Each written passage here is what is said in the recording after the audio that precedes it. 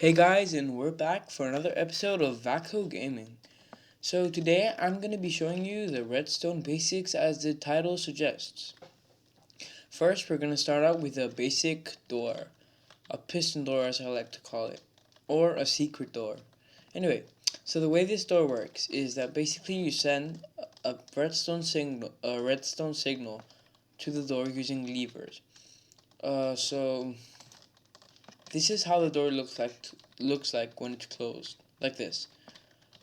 Uh, yeah, you can't. I'll show you later how it looks like when it's covered. Anyway, so that's the basics of how you open and close the door. What's behind it though? So you see, the lever just transmits electrical power to anything around it. See? So what happens here is that the electrical power or the redstone basically just gets transmitted to the pistons here, which then move the blocks to hide an entrance, I guess. So this is what happens basically. You just need to connect your levers and your redstone to a piston. How you build it is this. First you need two blocks, any blocks, that they have to stick to a lever.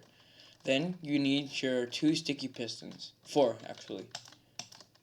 So you get these, and you basically, this is step one, okay? Then you get your lever, some redstone. Oh, and firstly you have to put a stone or anything basically, anything that the redstone can build on.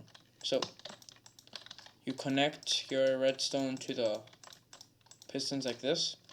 This will power up both pistons because this piston will power up this piston. Yep. So this is basically the door. That's it. These are the basics. So this basically, since you don't want your redstone to be seen, you mostly do this underground. So you see the redstone is the same, but it's just underground. So this is how you basically conceal something like this. Anyway, you just build around it, making sure that the redstone doesn't get cut off till you get something like this. And you also do this. So you can see the pistons and all that. The final result is really worth it because this is the final result. See, the lights are closed. Their lights are open here. You can't see that there is any pistons or redstone involved, except that the lights and the lever. You can easily put the lever in other places. Like you might wanna, I don't know. Yeah, this looks like a good place. If you put the lever here, see, it's not that visible. And you can even put it here and conceal it. And then just, yeah. So basically this is the covered up version where you can't see any of the redstone behind it. Though here's the redstone. Anyway, moving on to the next part. Oh, and your diamonds, of course. Moving on to your next part, we have the anti-grief. Basically, if you play factions like me, you realize that you get griefed quite a lot. So this is for people who don't want to get griefed. Well, it's quite simple really. The redstone behind it is just that you press this pressure plate, which transmits the electrical power underneath here. Then you power up these two TNTs, and you basically blow the place up, killing the griefer.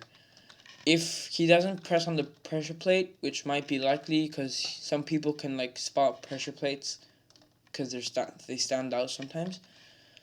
You basically there's a trap chest here, which if you want as an alternative to pressure plates, you can build this. So you can't see that it's a trap chest no matter what. So basically, when he opens it or when he steps on a pressure plate, it will explode. Okay. Next part, moving on, is the most basic and important thing in redstone, the clock. Basically, a clock is something that is this, basically. It just repeats the redstone.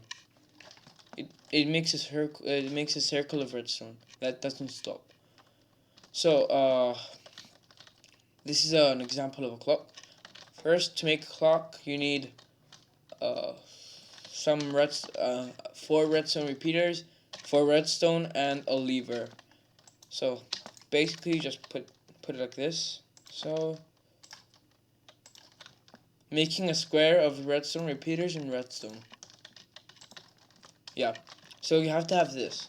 Later on, you put the lever anywhere, just as long as it connects to redstone. You can put it here, you can put it there, there. You get the point. Anyway, so just put it here, and you double click it really fast, like this. Then the clock will start. If, for example, to break the clock, you break any redstone piece, like any wire.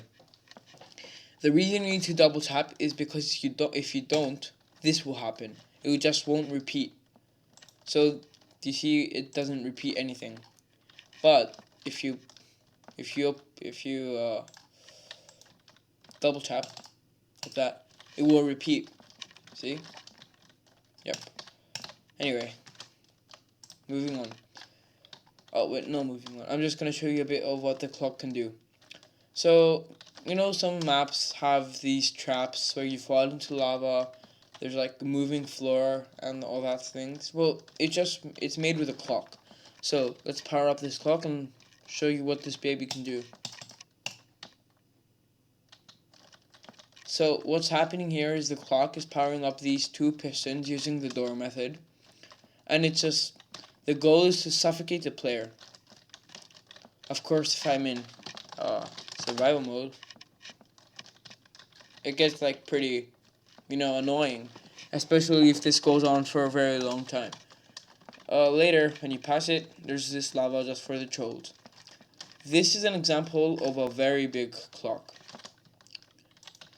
Basically, a big clock means more delay because redstone repeaters means delay.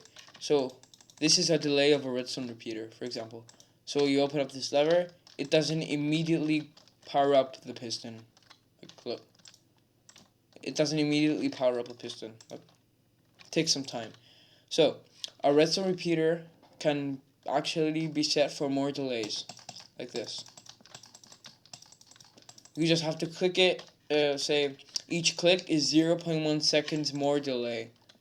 So this will take some time now. Yeah, that's it. So those are the delays. Anyway, I've created this, which is a really big example of a clock. You can choose the time you want for your clock. Say you want a redstone lamp to glow every 10 seconds, and you can do that. That's the point of redstone. Okay. Oh, I made a big mistake here. I left the lever open. See, that's like the basic mistake of clocks. Something you should never do.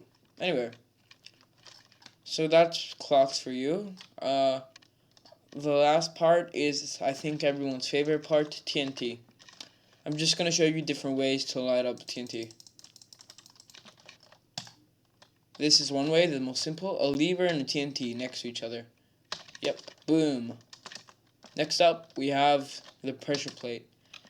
Not many of you know that when you step on a pressure plate and the TNT is like next to it like this, then, and it's on a height, the TNT will fall and explode. Boom!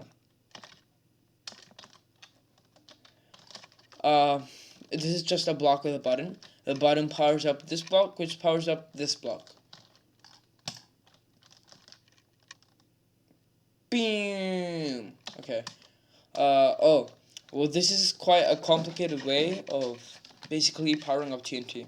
I'm just gonna give you a step-by-step. This lever powers up this wire, which powers up this lamp, this glowstone lamp. This glowstone lamp powers up the piston, the sticky piston, by the way, which powers up, and this is a redstone block, which basically powers up anything, within in a cross. So this is the redstone block. It will power up this block, this block, this block, and this block. Okay, Anyway, so let's just see how it works. Yeah, the piston moved the redstone block and it powered up this TNT.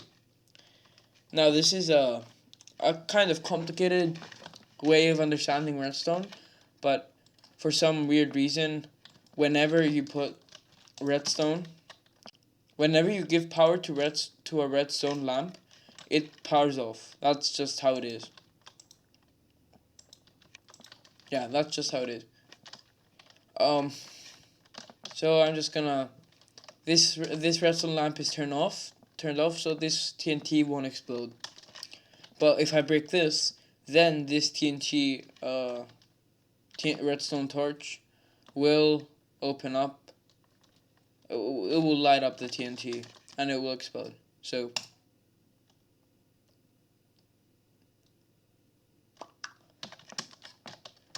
guys, thanks for watching. This has been a tutorial for redstone.